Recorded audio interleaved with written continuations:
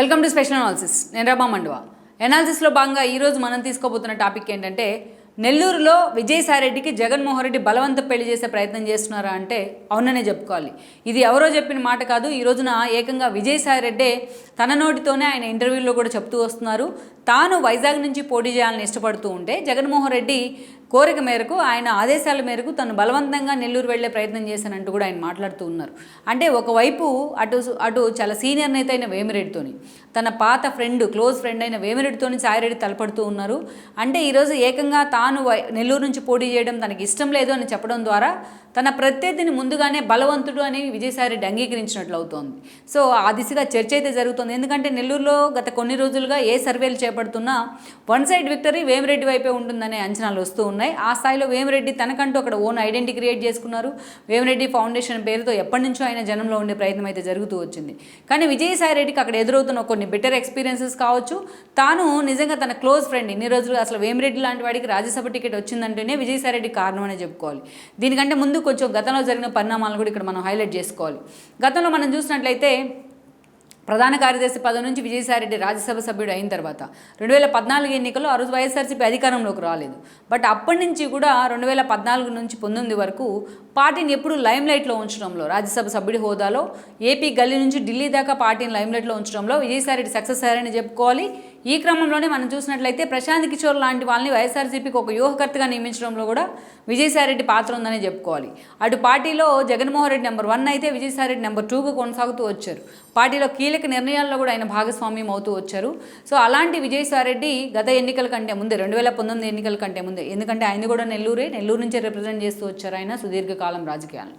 So అలా వేమిరెడ్డిని కూడా అక్కడి నుంచి స్థానికంగా ఒక సక్సెస్ఫుల్ వ్యాపారవేత్తగా పేరున్న వేమిరెడ్డిని, ఒక వివాద రహితుడిగా పేరున్న వేమిరెడ్డిని ఆ రోజు ఆయన టీడీపీలోకి వెళ్ళాలని రెడీ అయిన పరిస్థితుల్లో కూడా ఆయన తీసుకొచ్చి బలవంతంగా వైఎస్ఆర్సీపీలో చేర్చే ప్రయత్నం చేశారు.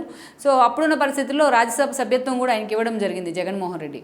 ఇక 2019 ఎన్నికల్లో వేమిరెడ్డి ప్రభాకర్ రెడ్డి పూర్తి స్థాయిలో ఆ రోజున పార్టీకి ఆర్థిక అండదండలు పుష్కలంగా అందించారు. నెల్లూరులో వైఎస్ఆర్సీపీ క్లీన్ స్వీప్ చేయడంలో వేమిరెడ్డి సహకారం పూర్తిగా ఉందని చెప్పుకోవాలి. అది వాస్తవం కూడా. ఇక ఆ తర్వాత రోజుల్లో 2019 నుంచి ఆయన ఇంకా అంతకుముందు నుంచే రాజ్యసభ సభ్యుడిగా కొనసాగుతూ వస్తున్నప్పటికీ తీరా ఇప్పుడు ఎన్నికల పరిణామాలు వచ్చేటప్పటికి వేమిరెడ్డి జగన్మోహన్ రెడ్డితో డిఫర్ కావడం జరిగింది.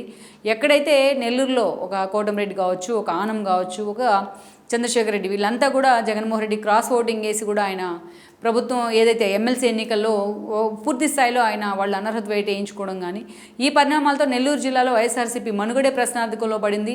ఈరోజు కోటమిరెడ్డి మీద పోటీ చేసేందుకు ఏకంగా ఆదాలను ఎంపీగా ఉన్న ఆదాలను అటు పంపించారు. సో నెల్లూరు ఎంపీ స్థానం ఖాళీగా ఉంది. సో అలాంటి పరిస్థితుల్లో వేమిరెడ్డిని జగన్మోహన్ రెడ్డి పోటీ చేయాలని అడగడం కానీ, అయితే తన భార్యకు నెల్లూరు సిటీ ఇచ్చినట్లయితే తాను పోటీ చేస్తానంటూ కూడా ఆయన కండిషన్ పెడతాం.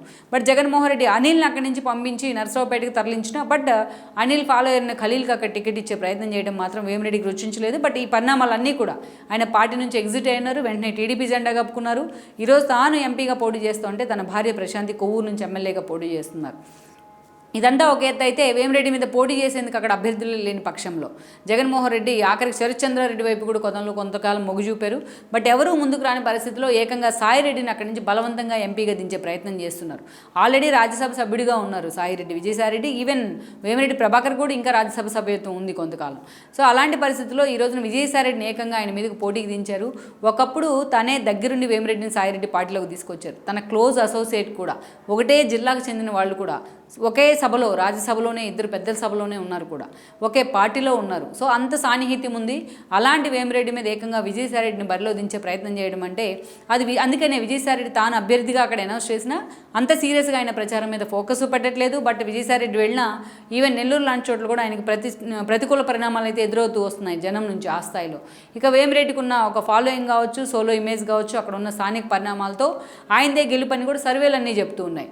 ఇది ఎలా విజయసాయిరెడ్డిని బలవంతంగా జగన్మోహన్ రెడ్డి పంపించారనే చర్చ ఎప్పటి నుంచో ఉంది. బట్ దాన్ని ఎండార్స్ చేసే విధంగా ఈరోజు ఒక ప్రైవేట్ ఛానల్ ఇంటర్వ్యూలో మాట్లాడుతూ విజయసాయిరెడ్డి మాట్లాడిన తీరు, తాను వైజాగ్ నుంచి పోటీ చేయాలనుకుంటే జగన్మోహన్ రెడ్డి తను నెల్లూరు పంపించే ప్రయత్నం చేశారని కూడా ఆయన చెప్పడం జరిగింది. గతంలో ఉత్తరాంధ్ర 3 జిల్లాలకు కూడా అనఫిషియల్ సీఎంగా సాయిరెడ్డి వ్యవహరించారు. ఎంఈబీతో గొడవలు కావచ్చు, శరత్చంద్రారెడ్డి లాంటి వాళ్ళ ఇష్యూస్ కావచ్చు, ఆయన అక్కడి నుంచి తప్పించి సుబ్బారెడ్డికి ఆ బాధ్యతలు ఇవ్వడం జరిగింది. ఈరోజు ఏకంగా సాయిరెడ్డి నోటి వెంటే తాను వైజాగ్ నుంచి పోటీ చేయాలనుకుంటే తనను అక్కడి నుంచి తప్పించి బలవంతంగా నెల్లూరు నుంచి పోటీ చేస్తున్నారు అన్న విధంగా సాయిరెడ్డి మాట్లాడారు. అంటే తన గెలుపుకు తన ఎన్నికల ముందే తన చేతులు ఎత్తేసే విధంగా తన గెలుపు ఎలాగూ సాధ్యం కాదు అన్న విధంగా ఈరోజు విజయసాయిరెడ్డి మాట్లాడిన తీరు మాత్రం వైఎస్ఆర్సీపీని డిఫెన్స్లో పడేయడమే కాదు, నెల్లూరులో వైఎస్ఆర్సీపీ భవిష్యత్తును కూడా డిఫెన్స్లో పడేస్తూ ఉంది. సో ఒక్క మాటలో చెప్పుకోవచ్చు, ఇక్కడ విజయసాయిరెడ్డికి నిజంగానే నెల్లూరు ఎంపీ సీట్ ఇచ్చి బలవంత పెళ్లి చేసే ప్రయత్నం చేశారు జగన్మోహన్ రెడ్డి అనేది.